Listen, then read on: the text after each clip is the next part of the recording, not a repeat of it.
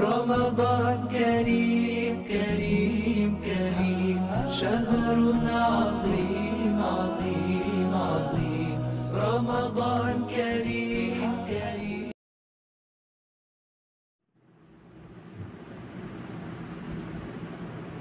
الحمد لله رب العالمين، والصلاة والسلام على أشرف الأنبياء وسيد المرسلين وعلى آله وصحبه أجمعين ومن تبعهم بإحسان في كل زمان ومكان إلى يوم الدين. أما بعد، فأعوذ بالله من الشيطان الرجيم. بسم الله الرحمن الرحيم. قل هو الله أحد الله الصمد لم يلد ولم يولد ولم يكن له كفوا أحد.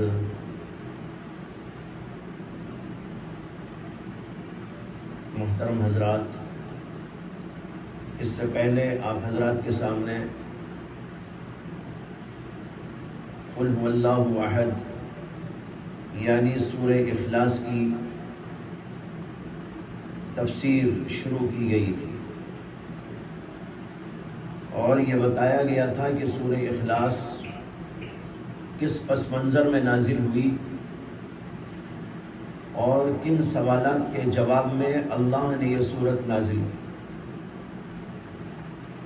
اور پھر یہ بھی بتایا تھا کہ ان سوالات کا جواب سورہ اخلاص میں کس طرح دیا گیا ہے۔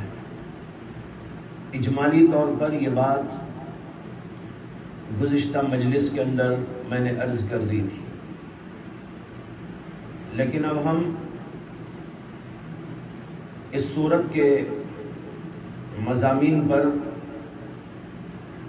تھوڑی سی تفصیلی روشنی ڈالنا چاہتے ہیں، تاکہ یہ اہم ترین سورت اپنے تمام مضامین کے ساتھ، اپنے تمام مقاصد کے ساتھ ہمارے ذہنوں کے اندر پیوست ہو جائے، راسخ ہو جائے،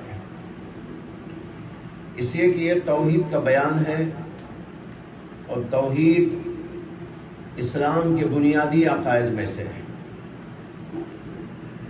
اس آیت کریمہ میں، اس سورت کریمہ میں اللہ تبارک و تعالیٰ نے سب سے پہلے تو فرمایا ہے قل هو اللہ احد، اے نبی علیہ السلام آپ ان لوگوں کے جواب کے اندر کہہ دیجئے جو سوالات کر رہے ہیں کہ وہ اللہ ایک ہے۔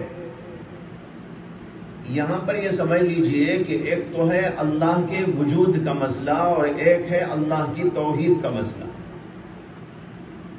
قرآن کریم کے اندر اللہ تعالیٰ کے وجود کی کوئی بحث نہیں کی گئی، اللہ موجود ہے کہ نہیں موجود، اور پھر اللہ تبارک و تعالیٰ کے وجود کے دلائل بیان کیے گئے ہو۔ قرآن کریم کے اندر توحید کا بیان آیا ہے جگہ جگہ جگہ جگہ۔ وجہ یہ ہے کہ اللہ کے وجود کا مسئلہ ایک ایسا بدیہی اور بین اور بالکل واضح اور ظاہر اور مسلم کہ اس کے اندر کسی بھی شک و شبے کی کوئی گنجائش ہی موجود ہے۔ اسی اللہ تبارک و تعالیٰ نے قرآن کریم کے اندر اس کے اوپر مستقل طور پر کہیں پر بحث نہیں کی، البتہ اللہ کی توحید کا بیان ہے، اور اللہ کی توحید کے بیان میں ظاہر ہے کہ اللہ کے وجود کا مسئلہ خود آ جاتا ہے۔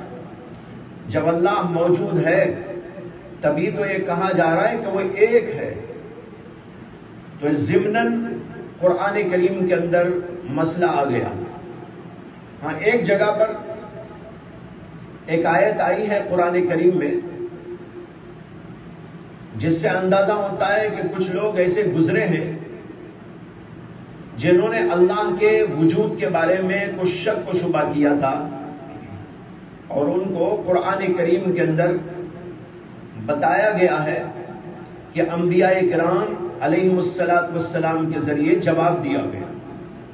چنانچہ ایک جگہ پر ہے قالت رسلہم افی اللہ شک فاطر السماوات والارض، ان کے پیغمبروں نے ان لوگوں کو بتایا اور جواب دیا، کیا تمہیں اللہ کے بارے میں شک ہے؟ افی اللہ شک۔ اب یہاں پر بعض مفسرین تو یہ کہتے ہیں کہ یہ اللہ تعالیٰ کے وجود کے بارے میں بحث تھی، کہ بعض لوگوں کو شک تھا اللہ کے وجود میں، اور حضرات انبیاء کرام اور اللہ کے پیغمبروں کے ذریعے جواب دیا گیا، افی اللہ شک، کیا تمہیں اللہ کے بارے میں شک ہو رہا ہے؟ فاطر السماوات والارض، جو زمین و آسمان کا پیدا کرنے والا ہے، خالق اور مالک۔ زمین موجود، آسمان موجود، چاند سورج موجود، یہ پورا نظام موجود، اور تمہیں اللہ کے بارے میں شک ہو رہا ہے؟ یہ ان کو جواب دیا گیا۔ بہرحال بتانا یہ ہے کہ قرآن کریم کے اندر توحید کا بیان جگہ جگہ آیا ہے، لیکن وجود باری کے مسئلے پر بصراحت کوئی کلام نہیں کیا گیا، اور وجہ اس کی یہ ہے کہ ساری دنیا اس کو تسلیم کرتی ہے، تمام مذاہب اس کو تسلیم کرتے ہیں، حتیٰ کہ مشرکین بھی اس کو تسلیم کرتے ہیں، ہزاروں خدا کے پجاری بھی اس کو تسلیم کرتے ہیں، اللہ کا وجود مسلمات میں سے ہے۔ تو جو چیز مسلم ہے اس کے ذریعے ضرورت نہیں تھی کہ اس کے اوپر بحث کی جاتی، لیکن بعد کے دوروں میں کچھ لوگ ایسے پیدا ہو گئے ملحد اور اللہ کے وجود کا انکار کرنے والے، اور اس کائنات کے بارے میں یہ کہنے والے کہ کائنات از خود پیدا ہو گئی، از خود چل رہی ہے، نیچر کہتے ہیں کہ نیچر ہے، اس کی وجہ سے سب کچھ ہو رہا ہے، یہ نظام نیچر کا نظام ہے، اس کے لیے کوئی اللہ کی طاقت موجود نہیں، اللہ کا کوئی وجود نہیں، یہ کائنات خود بخود پیدا ہو گئی، خود بخود چل رہی ہے۔ ہمارے بہت سارے نوجوان اسکولوں میں کالجوں میں پڑھنے والے اس قسم کے نظریات سے متاثر ہو جاتے ہیں۔ مجھ سے بھی کئی لوگ اسکولوں اور کالجوں میں پڑھنے والے پوچھتے رہتے ہیں کہ اللہ کے وجود کی کیا دلیل ہے، اللہ تبارک و تعالی موجود ہے، ہم اس کو کیسے جانیں؟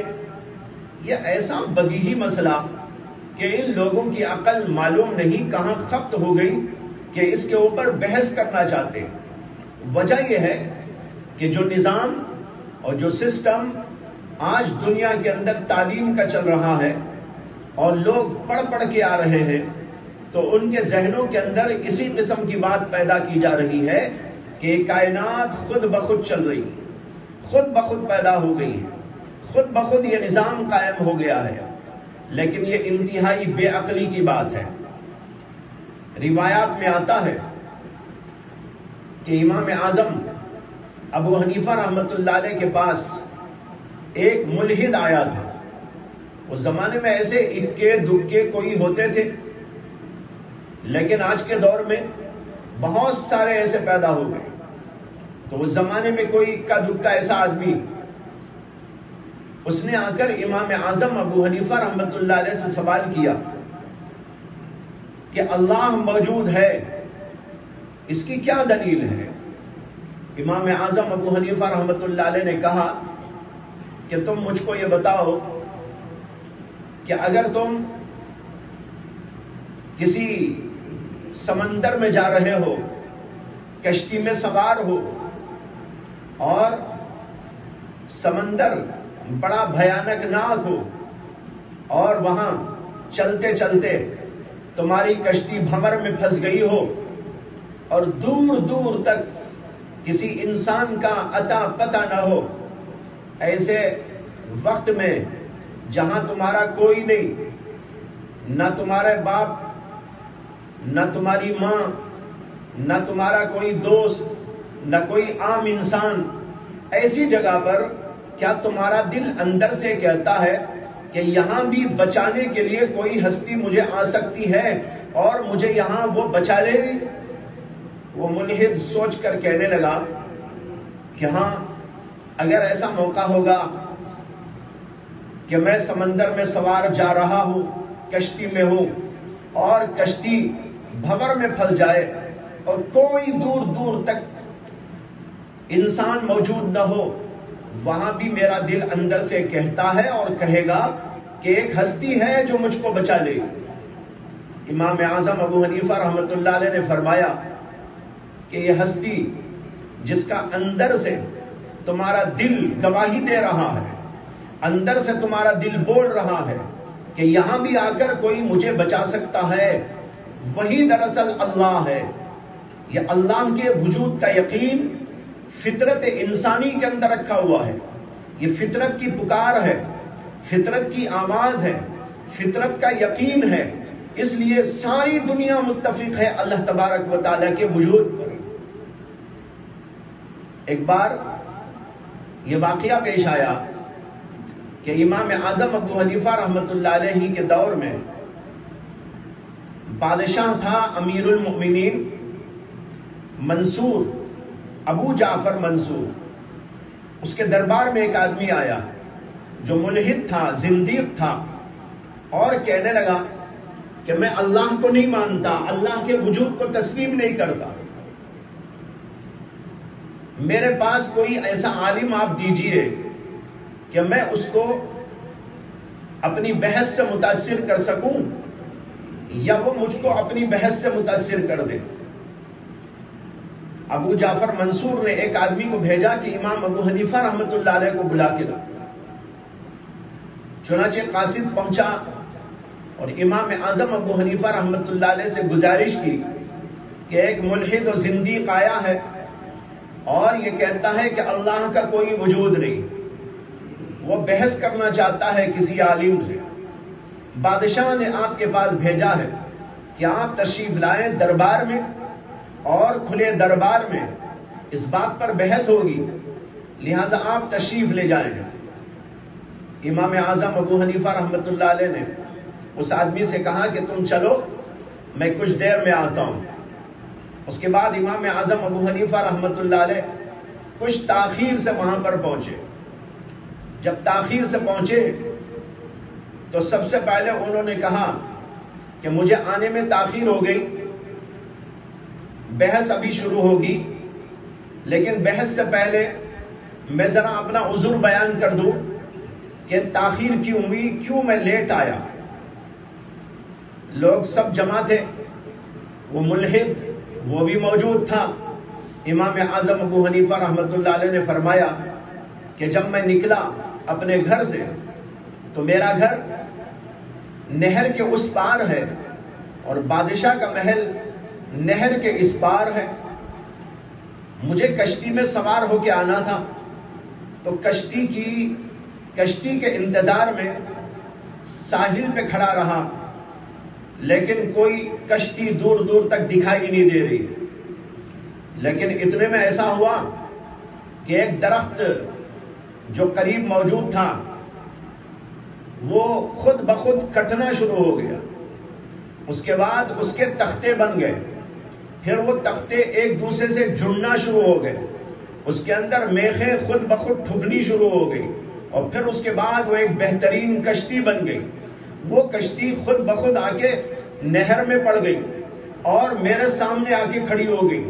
میں اس کے اندر بیٹھا اور پھر وہاں سے چل کر یہاں پر آیا، اور اسے کوئی چلانے والا بھی نہ تھا، نہ بنانے والا نہ چلانے والا۔ یہ بن گئی اور میں اس میں سوار ہوا اور میں یہاں پر پہنچ گیا۔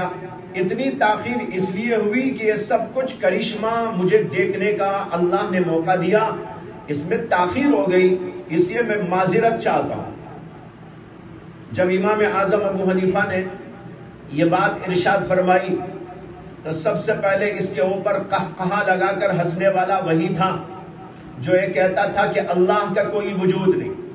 اس نے زور سے قہقہا لگایا اور بادشاہ کو متوجہ کر کے کہنے لگا، آپ نے ایک ایسے بے وقوف آدمی کو میرے سے مباحثہ کرنے کے لیے لا کے کھڑا کیا ہے، جسے اتنی بھی عقل اور شعور نہیں ہے کہ ایک درخت خود بخود کیسے کٹ سکتا ہے اور خود بخود اس کے تختے کیسے بن سکتے ہیں، خود بخود کشتی کیسے تیار ہو سکتی ہے، خود بخود وہ کسی کے چلائے بغیر کیسے چل کے یہاں پر آ سکتی ہے۔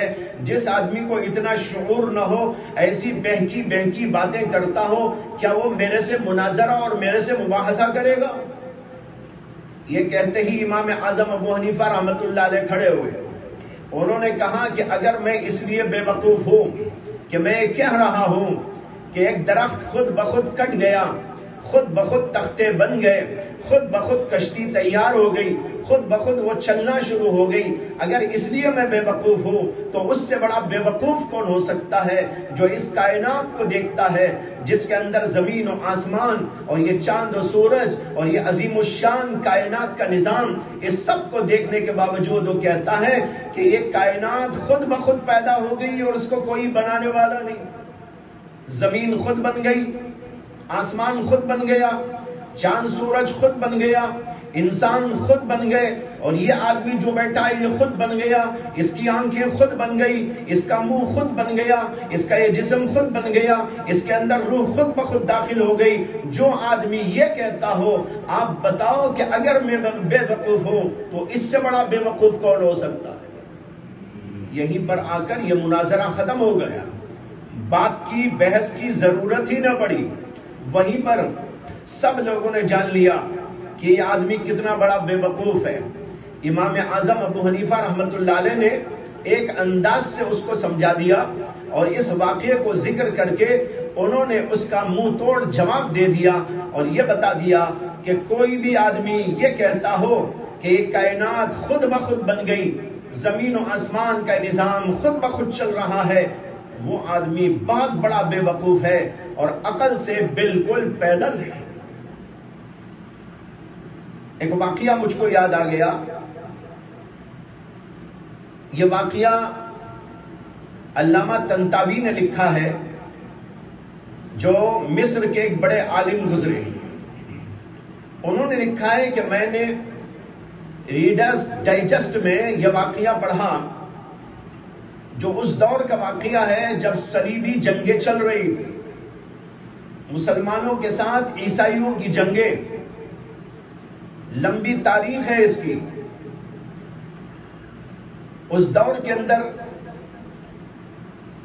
پیراشوٹ نیا نیا چلا تھا اور فوجی لوگ پیراشوٹ کے ذریعے جو ہے اترتے تھے اور مختلف جگہ پر جب ضرورت پڑتی تھی تو اترنے کی نوبت آتی تھی۔ وہ لکھتے ہیں ایک واقعہ کہ میں نے ریڈرز ڈائجسٹ کے اندر یہ واقعہ پڑھا کہ ایک نوجوان جو سپاہی تھا اور جنگی سلسلے میں لگا ہوا تھا، وہ اپنا واقعہ لکھتا ہے کہ میں ایک ایسے گھرانے میں پیدا ہوا جس گھرانے میں دور دور تک اللہ کا کوئی نام نہیں، مادیت کا دور، مادیت کا مزاج، مادیت ہی مادیت کی بحثیں، اللہ کا کبھی نام تک نہ سنا تھا۔ کہتا ہے کہ اسی ماحول کے اندر میری پرورش ہوئی اور میں بڑا ہوا، یہاں تک کہ میں فوجی بن گیا، اور میں جب سب سے پہلے یہ پیراشوٹ تیار ہو کے چلا تھا، میں بھی اس مہم کے اندر شریک ہو کر ایک موقع پر اس کو پہن کے نیچے اتر رہا تھا۔ کہتا ہے کہ پہلی دفعہ چونکہ یہ واقعہ میرے ساتھ پیش آیا تھا تو پیراشوٹ سے اترتے ہوئے میرا دل دماغ انتہائی متاثر ہو رہا تھا، پریشان ہو رہا تھا، اور مجھے ایک جگہ ایسا محسوس ہوا کہ میں گر جاؤں گا اور مر جاؤں گا۔ ایسے موقع پر اچانک میری زبان سے نکلا، یا اللہ تو مجھ کو بچا لے۔ کہتا ہے کہ جو ہی میری زبان سے نکلا اللہ نے مجھے بچا لیا۔ اب میں سوچتا ہوں کہ میں نے کبھی اللہ کا نام سنا نہیں تھا، میں نے کبھی اس کا درس لیا نہیں تھا، میں نے کبھی اس کے بارے میں کوئی سبق پڑھا نہیں تھا، لیکن اچانک میری زبان سے نکل گیا۔ اس کے بعد وہ کہتا ہے کہ میں اسی بنیاد پر مسلمان ہو گیا۔ یہ واقعہ لکھ کر وہ لکھتے ہیں کہ اللہ کے وجود کا یقین انسان کی فطرت کے اندر موجود ہے۔ اللہ تعالیٰ موجود ہے، اس کو ہر آدمی سمجھتا ہے، ہر ایک کے ذہن میں یہ بات موجود ہے۔ ایک دفعہ حضرت رابعہ بصریہ رحمت اللہ علیہا کے پاس ایک آدمی آیا اور اس نے کہا کہ ایک صاحب ہے، انہوں نے اللہ تعالیٰ کے وجود کے اوپر 1000 دلیلیں بنائی، 1000 دلیلوں سے وہ اللہ کے وجود کو ثابت کرنے کا نظام بنائے ہوئے ہیں۔ تو حضرت رابعہ بصریہ ہنسنے لگی، انہوں نے کہا کیا ضرورت تھی 1000 دلیلیں؟ ویسے تو دلیلیں ہی دلیلیں ہیں ساری دنیا میں، ایک دلیل بھی کافی ہے۔ اس نے پوچھا کہ ایک دلیل کیا ہے جو آپ فرماتی ہیں؟ انہوں نے کہا کہ ایک آدمی ایک جنگل میں جا رہا ہو جہاں دور دور تک کسی انسان کا اتا پتہ نہ ہو، اور وہ چلتے چلتے پھسل گیا ہو اور پھسل کر کسی بھیانک قسم کے کنویں میں پڑ گیا ہو، اور اسے یقین ہو کہ یہاں پر دور دور تک کوئی انسان نہیں ہے، یہاں کوئی مجھے بچانے کے لیے آ نہیں سکتا۔ ایسی جگہ بھی اس کی فطرت اندر سے کہے گی کہ مجھ کو ایک ذات یہاں بچا سکتی ہے۔ یہ اس بات کی دلیل ہے کہ اللہ موجود ہے، یہ کافی ہے دلیل۔ بہرحال دلیلیں تو بے شمار۔ یہ پڑھے لکھے لوگ جو فزکس پڑھتے ہیں، سائنس پڑھتے ہیں، ٹیکنالوجی کے علوم پڑھتے ہیں اور کیمسٹری پڑھتے ہیں، بایولوجی پڑھتے ہیں، ان لوگوں کو سوچنا چاہیے کہ کبھی دیکھو اس کے اصول ایسے مرتب ہیں اور ایسے محکم ہیں کہ ان اصولوں کو دیکھنے کے بعد کوئی آدمی یہ خیال نہیں کر سکتا کہ یہ سب کچھ از خود ہو گیا۔ اس کے اصول بڑے مرتب ہیں، فزکس کے اصول، بایولوجی کے اصول، کیمسٹری کے اصول، یہ تمام کے تمام علوم اپنی جگہ پر ایسے اصول و ضوابط و قواعد رکھتے ہیں اور ایسے پیچیدہ اصول ہیں اس کے کہ اس کو سمجھتے سمجھتے جو ہے بڑا زمانہ گزر جاتا ہے۔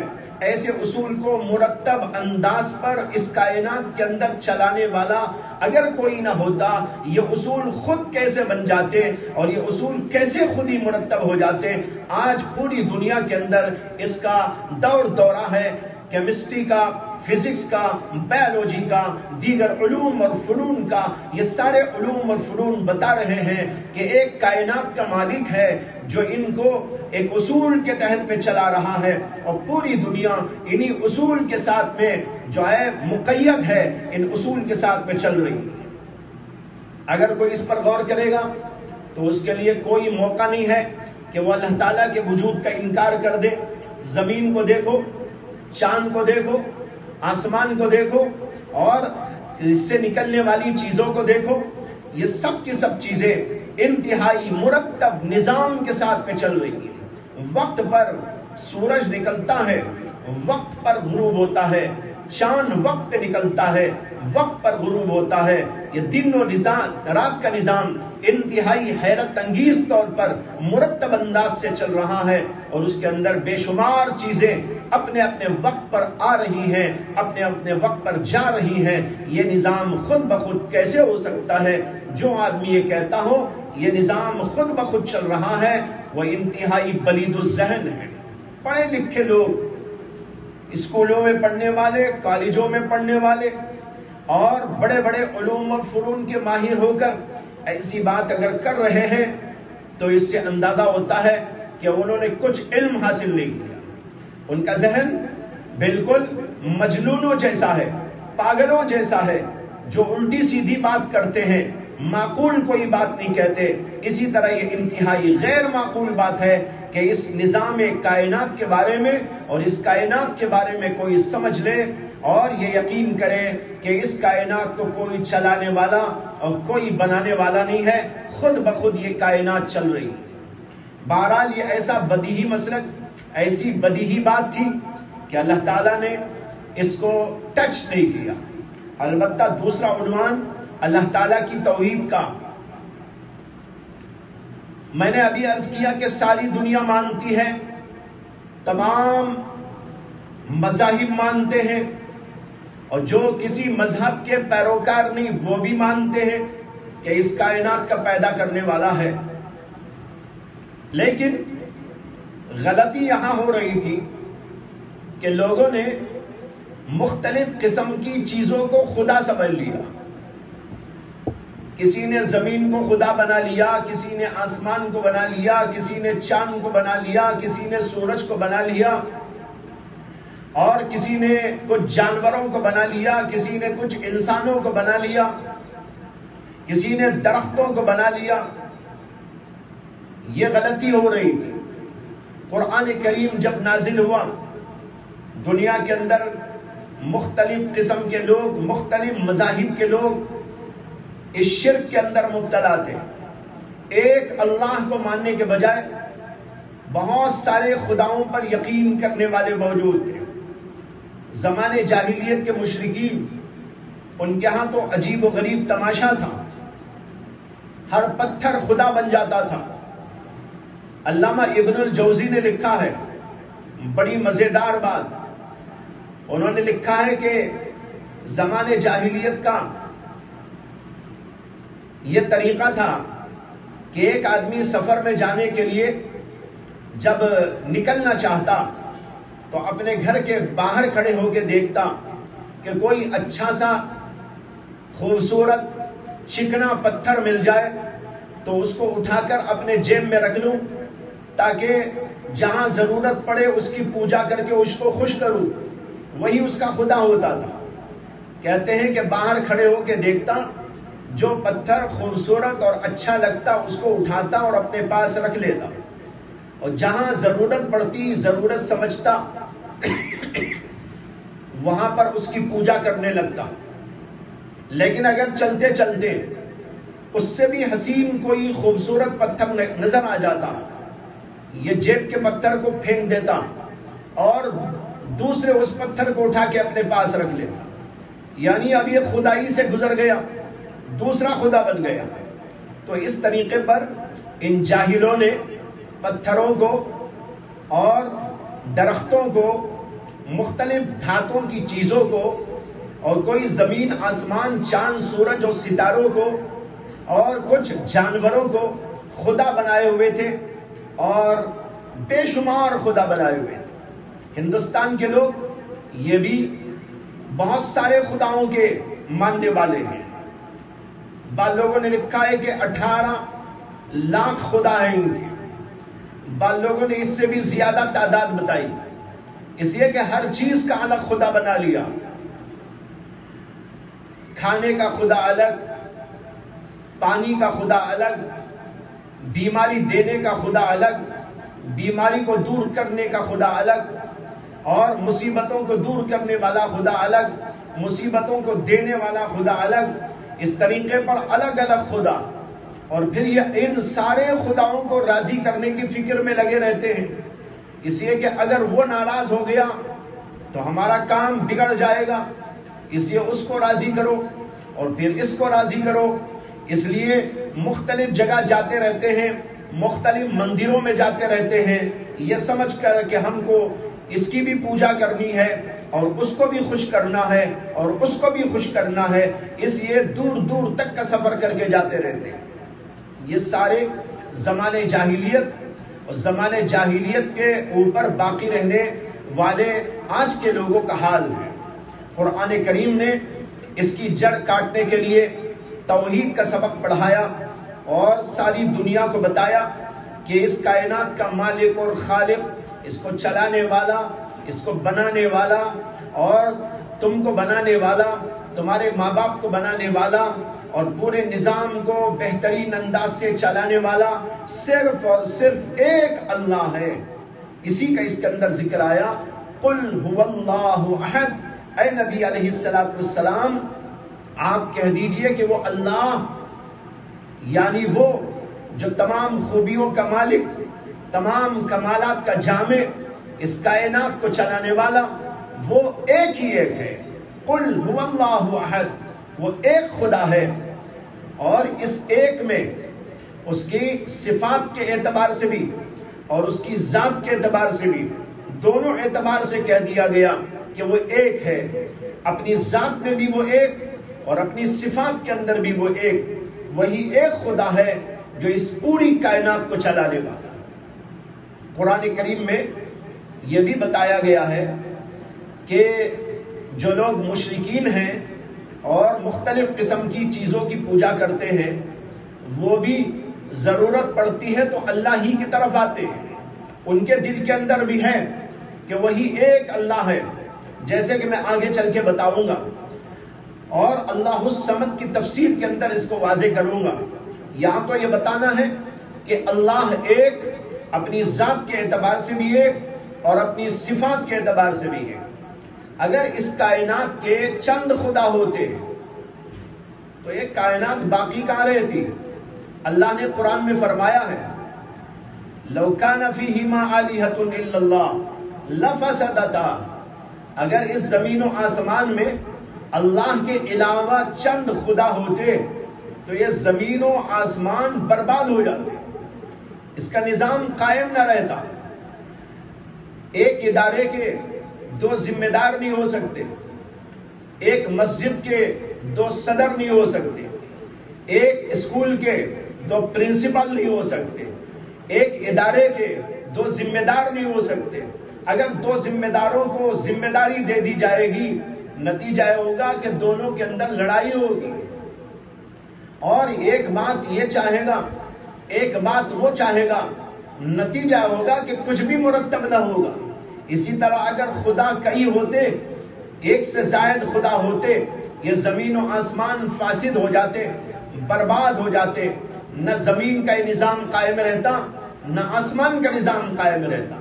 اللہ تعالیٰ کے ایک ہونے کی ایک دلیل یہ بھی ہے کہ آپ پوری کائنات میں گھوم کر دیکھیے، اللہ تعالیٰ کا وہی اصول ہر جگہ پر نظر آتا ہے، وہی انداز ہر جگہ پر نظر آتا ہے۔ انسان کو جس طرح اللہ نے بنایا، ساری دنیا کے انسانوں کو دیکھو، وہی سسٹم موجود ہے۔ اگر چند خدا ہوتے تو پھر الگ الگ انداز کے لوگ ہوتے، کوئی ایسا اپنا جو ہے انسان بناتا ایک خدا جیسے کہ ہم لوگ ہیں، اور کوئی دوسرا کہتا کہ نہیں میں ایسا نہیں کسی اور طرح بناتا ہوں، وہ کوئی اور سسٹم والا بناتا۔ لیکن آپ دیکھ لیجئے پوری دنیا کا ایک ہی ایک نظام، ایک ہی ایک انداز، ہر جگہ وہی اصول، وہی طریقہ کار اللہ تعالیٰ نے رائج کیا۔ یہ اس بات کی دلیل ہے کہ وہ اللہ ایک ہے، وحدہ لا شریک ہے۔